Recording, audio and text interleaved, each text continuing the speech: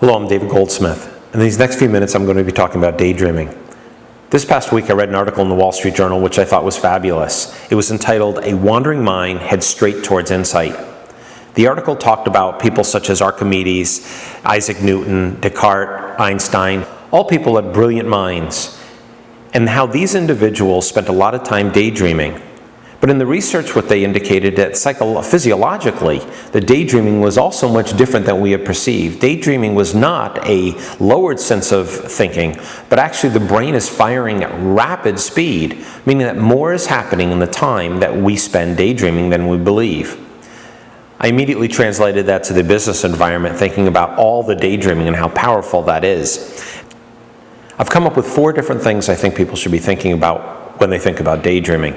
The first one is in business, if you don't have enough time to daydream, if your day is packed full in management, you often don't have that time, that downtime that enables your brain to be able to come up with new and innovative ideas, to be creative, to create redefining moments, to find ahas and eurekas. The second is that daydreaming is like Jell-O. If you've ever made Jell-O, you take the Jell-O, you put it into a container, you mix it up, and either you heat it or you cool it. And then after a period of time, the Jell-O congeals and you have that gelatin solution that you can now eat. The interesting thing is our brain is very similar to that. We have all these ideas mixing around, and if you give it some time to just settle, often new ideas will formulate out of that time, that downtime. So fostering not just creativity, but fostering daydreaming is one way to create a new environment or new solutions to the challenges you're facing. There's a company in Michigan that I visited once, and they had 4 different rooms that people could visit in their facility. One of them had futons only in it, so you were on the floor. Another one was like a gym, and you had bouncy balls. Other one was a conference room where people could talk with one another in sitting environment. And the last one was more like a game room. And all 3 of these rooms, if they were trying to come up with ideas, they'd go to these rooms to be able to spark innovation. And it was very interesting because often new ideas would come out of new surroundings.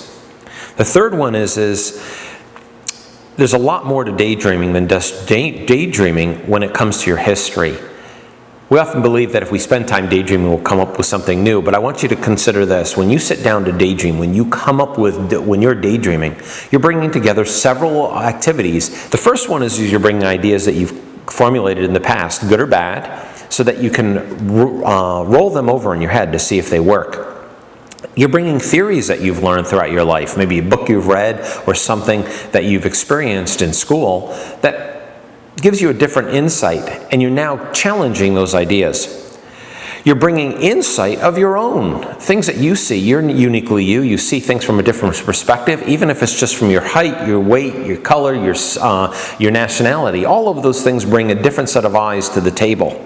You bring lessons that you've learned throughout your lifetime, again, both good and bad. And the last one is you bring observations. Those observations that you've seen, either subconscious or conscious, that may be able to change the way in which you're going to put together all of these pieces that you've been thinking about to solve or create new opportunities.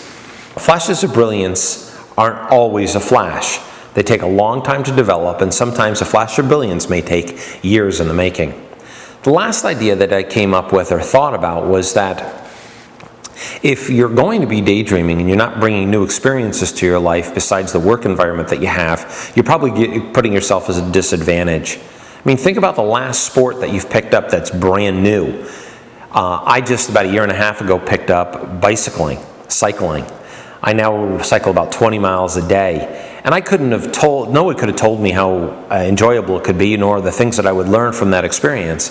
But yet it gives me about an hour and a half time on the road where I'm just alone looking at the environment. I go around a lake, and it gives me time to mull things over and free my brain. When I travel to New York City, I always take in a Broadway play, because a Broadway play gives me insight from other people, gives me new lessons and experiences that change the way I perceive the world.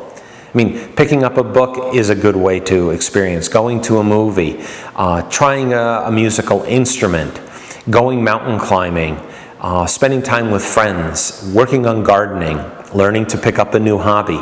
All of those things change your perception, make you a more interesting person. But when it comes to daydreaming, it changes the way you see the world.